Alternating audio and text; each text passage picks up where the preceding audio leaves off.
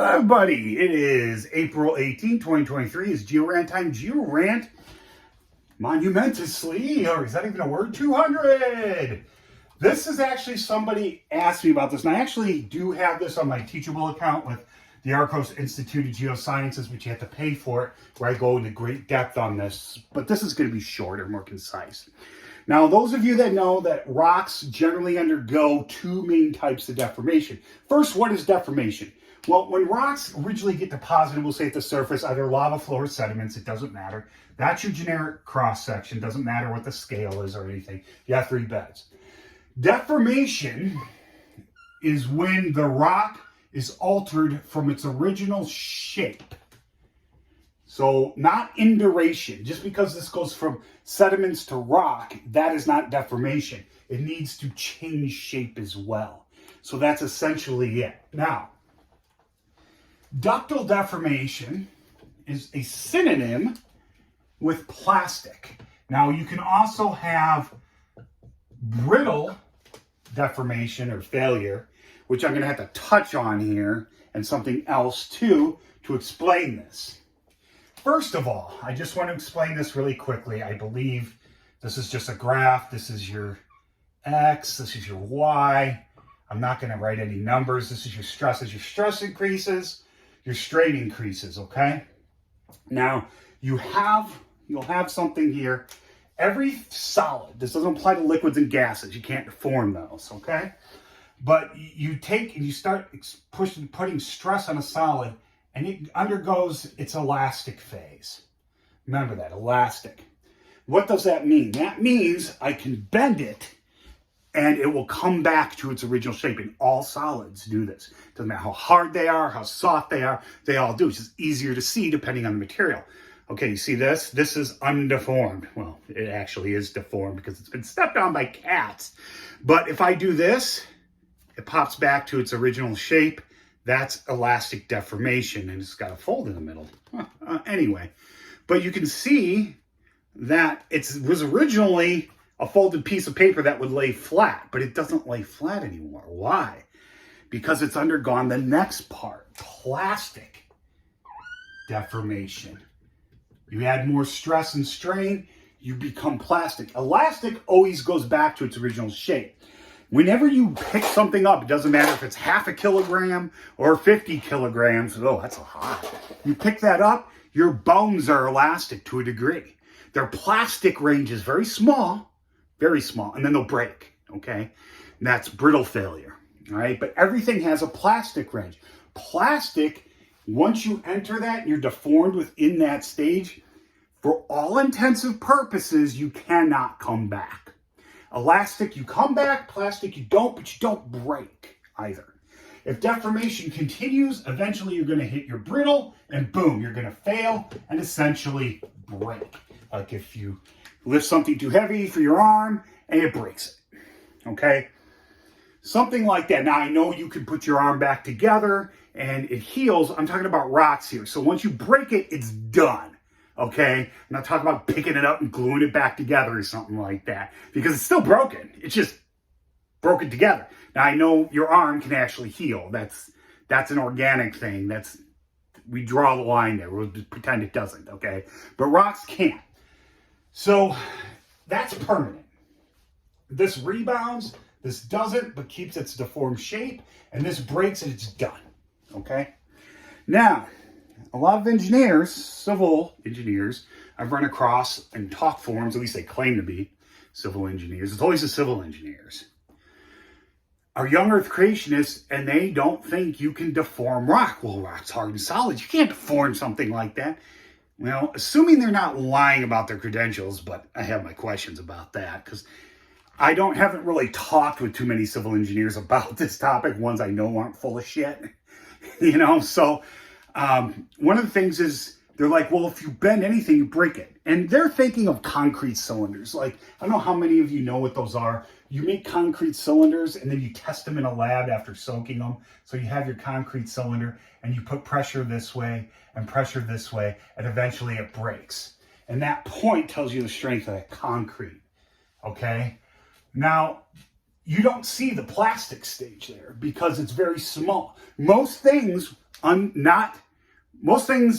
unconfined will have a very small plastic range.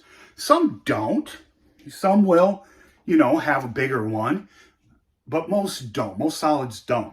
And you take time and you can still deform. You can increase that plastic range by time. Whatever was set upon this to deform it like this, it took a while. If I were to say it was this, if I put this on here for 1 second and picked it off, it probably wouldn't stay like this. Something was on here for a long enough period of time to permanently deform it. So what you're doing is you're putting confined pressure on that. You're not dealing with unconfined things here. So what happens there is your elastic part doesn't really change much, okay, for all intents and purposes. All right? But your plastic part under confined pressure, it skyrockets. And there may be conditions where it's just not going to enter that failure because those conditions on Earth don't exist. The perfect example of this would be metamorphic rocks that show lots of small scale, I'll draw them to scale, micro deformations. Like say I'm looking at an igneous rock and this is just some mineral with an interfoliation, and they'll form these consistent patterns that used to be beds. Well, so we know this isn't due to flow deformation. This pattern is too consistent, okay? Flow deformation is when a magma body starts to cool and it cools unevenly, and you'll get solid parts that are still real hot, so they behave plastically and they'll deform. You don't get good stuff like this. So we know that underwent enough heat and pressure to do that, and probably several stages.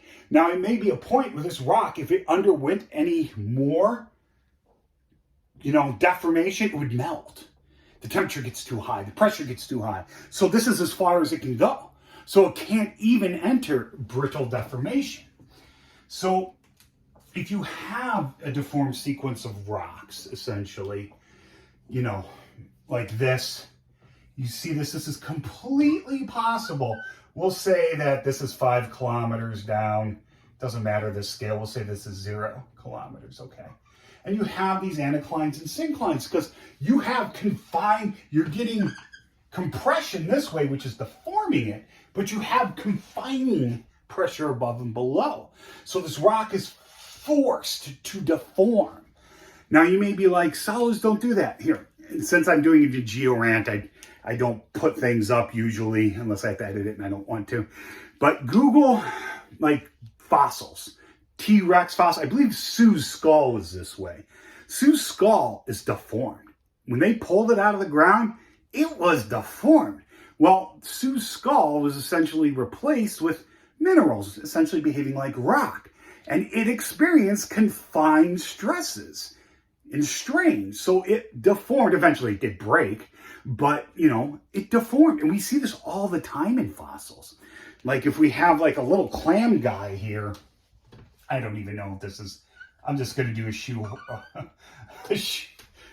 a horseshoe type thing. Say this is our undeformed fossil. You will often see in beds, you will see stuff that looks like this. And you know that this is what it's supposed to look like. So the only way this can happen is if it entered that plastic deformation zone. And sometimes you'll even get stuff that looks like this, which I think is really cool. Like this, which tells you get stresses from those directions. And solids can enter, you can force them into plastic stages. Now, let's go back to human skull here, human bones. The skull here, those of you that know the people who used to constrain their skulls so they would grow tall, that's permanent, that's plastic deformation. It's just they are forcing it within the plastic stage. So as it grows, I know rocks don't grow, but I'm just showing that's an example of plastic deformation. As that material gets bigger, it deforms based on its container, okay? Now, some things deform fast, some things deform slow, and the more time you have, the easier it is to deform. If I just took someone's head and tried to do that compressive thing on it, I'm going to break their skull. Okay? Time really does help with this process as well. So confined pressure and time with additional stress fields. We're not going to get into that because those of you that know me know in my structural geology book that structural geology is a lot more like engineering than it is like geology. And there's actually some really complex maths in here and stuff. Let's see if I can find something. It is copyrighted, so I don't want to go too crazy.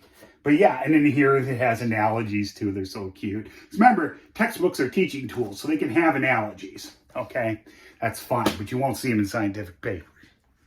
All right. So this is 5 kilometers down. And you come up and the structure eventually peters out. This does happen. It's not something they really teach you in 101 level classes. But the structure peters out. And down here it would become more pronounced and more pronounced. You may even get faulting far enough down. It all depends. So what's going to happen up here is nothing's confined. I mean, this is confining everything below it, but it itself is exposed to the atmosphere. So it's probably going to fracture, okay, before it deforms. And it may go down to some of these beds too and whatnot. Okay, so you kind of need that compressive, and you unload things all the time, like the Baraboo syncline. When I take you guys to Baraboo, you're going to see that. You're going to see ductile deformation. You're going to see fractured to 3 places across the wind, and that came much, much later. That's far more modern. And fractures are the reason why Baraboo quartzite and probably a lot of those streams are the way they are. So anyway, cleavage too. So cleavage is also brittle deformation.